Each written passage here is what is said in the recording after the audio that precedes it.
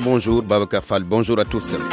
À la une, assassinat du major Tamsir Sané, commandant de la brigade de gendarmerie de Koumpentoum. Les 13 présumés meurtriers ont fait l'objet d'un retour de parquet.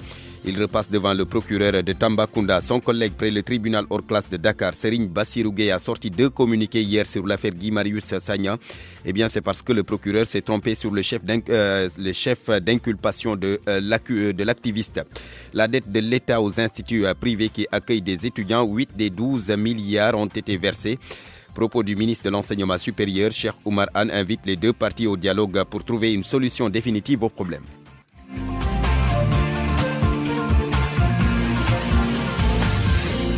D'abord, ces 2 communiqués du procureur de la République près le tribunal hors classe de Dakar, communiqué relatif à l'affaire Guy Marius Sagna, Serigne Bassirou Gueye qui s'est trompé sur le chef d'inculpation. Dans le premier communiqué, était obligé de sortir un deuxième pour se rectifier. Et là, Ndiogou Diène, on semble même s'y perdre.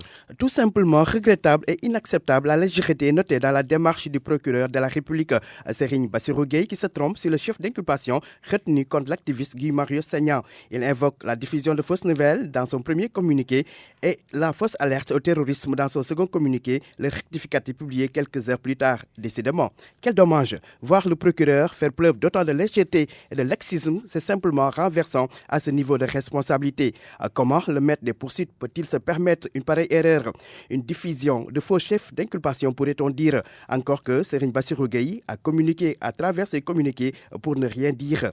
On pourrait parler de communautés inutiles puisqu'il n'a donné aucune information, aucun élément nouveau sur l'arrestation des 2 activistes Guy Marius Sagna et Adama Gaye, le procureur de la République, qui ferait d'ailleurs mieux de communiquer sur l'évolution de dossiers importants comme le présumé scandale dans l'affaire Petro-Tim, entre autres, une affaire dans laquelle plusieurs personnes ont été entendues suite à l'appel à témoins qu'il a lui-même, Serigne Bassirou Gueye, lancé. Moralité, vaut mieux se taire quand on n'a rien à dire. Et là, Ndiogou Diène, assassinat du commandant Tamsir Sané de la brigade de gendarmerie de Koumpentoum.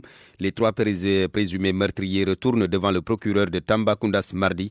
Ils ont fait l'objet d'un retour de parquet. Moussa Oumar Gueye. Les 13 prévenus ont pu bénéficier d'un retour de parquet. Ils n'ont pas encore entamé leur face-à-face avec Demba Traoré, le procureur de la République près le tribunal grande instance de Tambacounda. Ces malfaiteurs ont été acheminés au commandement de la Légion gendarmerie Tambacounda le lundi vers 14h sous haute surveillance policière avec un dispositif impressionnant composé pour l'essentiel d'un Hammer blindé et des pick-up remplis d'éléments du groupe d'action rapide de surveillance et d'intervention Garci. Pour rappel, le braquage remonte à la date du 26 juillet au poste finance de Koumpentoum ayant occasionné la mort du commandant Tamsir Sané de la brigade gendarmerie de Koumpentoum. Les premières arrestations ont eu lieu le jeudi 1er août et c'est finalement le lundi 5 août que les prévenus ont été déférés au parquet. Une affaire à suivre. Moussa Oumar Gueye, Tambacounda, Radio Futur Média. RFM, la radio de toute l'actualité.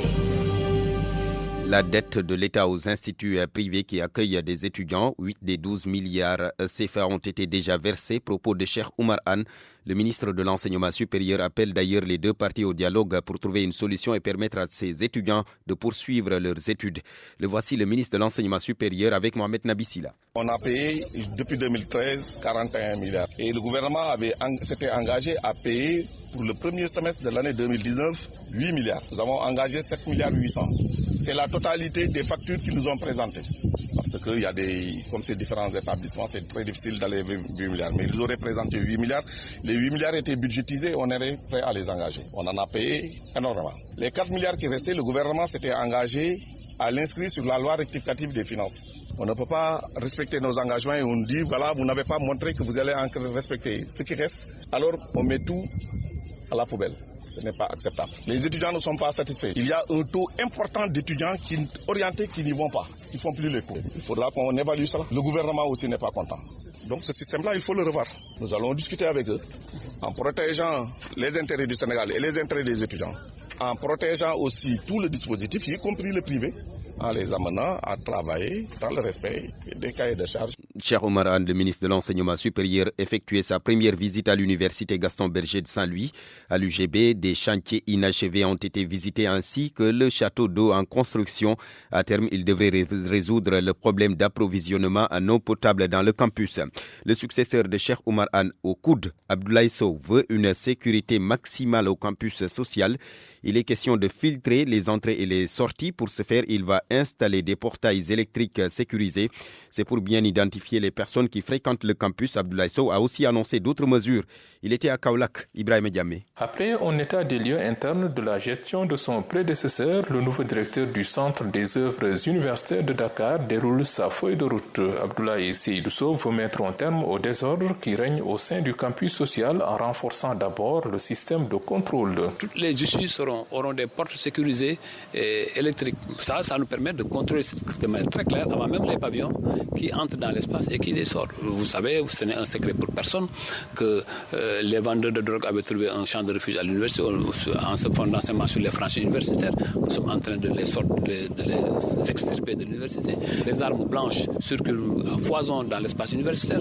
Nous sommes en train de travailler à ce que tous les étudiants soient désarmés. La seule arme d'un étudiant doit être son stylo et son carnet et son livre. Selon lui, la mesure a déjà fait l'objet de discussions avec les étudiants. En tout cas, pour ceux qui incarnent leurs responsabilités, les amicales, sont d'accord avec cette politique qu'il faut mener et me prient de ne pas reculer d'ailleurs. Le cadre de vie dans le campus jusqu'à l'intérieur des pavillons est aussi un autre défi pour lui. Veiller à ce que les punaises et les moustiques disparaissent du campus universitaire, mais aussi veiller à la qualité de leur hébergement en mettant des lits en fer, quand même, avec un peu plus de sécurité, mais aussi avec des matelas orthopédiques pour faire disparaître les matelas serrures qu'on trouvait là-bas. Le directeur du COUD, responsable politique de l'APR à Kaffrine, a été interrogé au sortir d'une émission à la radio Tienal FM de Kaffrine. Ibrahim Diamé, Kaffrine, Radio Futur Média. Ibrahim Diamé, depuis 2012, l'État du Sénégal a dépensé 307 milliards CFA uniquement pour l'achat de véhicules.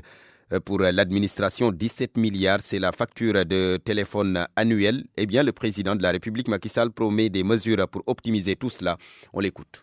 Je viens de décider d'ailleurs de quelques mesures qui vont changer par rapport à la pratique. Vous savez, il y a 2 ans, j'avais décidé d'arrêter les maisons conventionnelles. Fait un tollé au départ. De la même manière, j'ai décidé que nous allons passer à un cran supérieur pour les véhicules de l'administration, pour les factures téléphoniques de l'administration, puisque figurez-vous bien que malgré les efforts qui ont été faits, nous restons avec des factures de l'ordre de 16 à 17 milliards par an pour le téléphone. Alors, nous pouvons optimiser.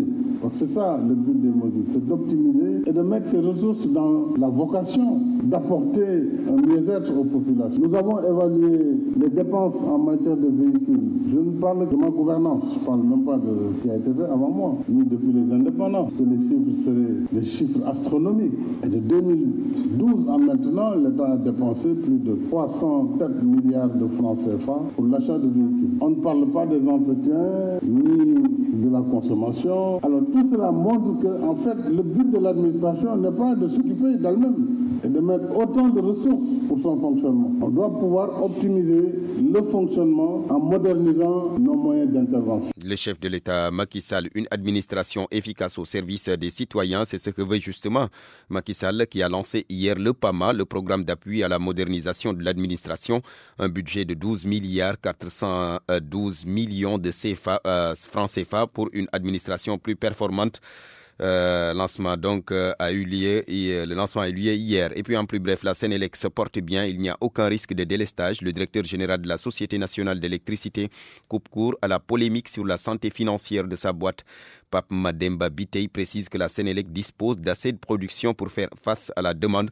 Il l'a dit sur l'antenne de la RFM hier. Nous l'écoutons.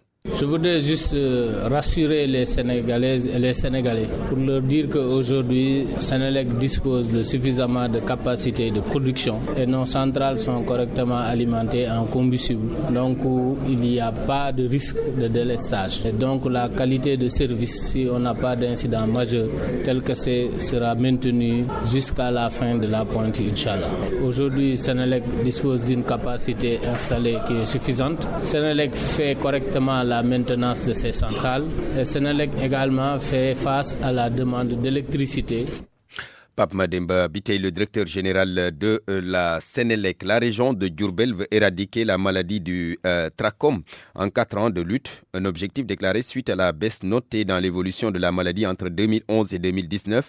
Un financement de 4 milliards de nos francs sera mis à la disposition des acteurs de la santé. Correspondance Babacar Diouf. La région ne doit plus compter le plus petit cas de trachome en 2023. La directrice de Sight-Saver Afrique de l'Ouest, Fatoumata Diallo. Nous sommes à la dernière ligne droite et c'est pour ça que nous lançons ce programme accéléré de lutte contre le trachome, de lutte mais également d'élimination du trachome à l'horizon 2023. Un objectif envisagé au terme d'un long combat contre la maladie dans cette région centre. Souvenez-vous qu'en 2011, des enquêtes ont été menées et qui ont permis de voir que la région de Diourbel avait un taux de prévalence très élevé en termes de trachome. Que conformément à la vision 2020, nous avons démarré ici la lutte en appui au ministère de la Santé en démarrant un programme de lutte contre le trachome dans cette région, mais également non. Alors, beaucoup d'efforts, des efforts très considérables ont été notés et qui ont été faits non seulement par les acteurs sanitaires, mais également par les communautés, qui ont permis aujourd'hui de réduire de façon très considérable les taux de prévalence. Un financement de plus de 4 milliards de non-francs accordés par la coopération britannique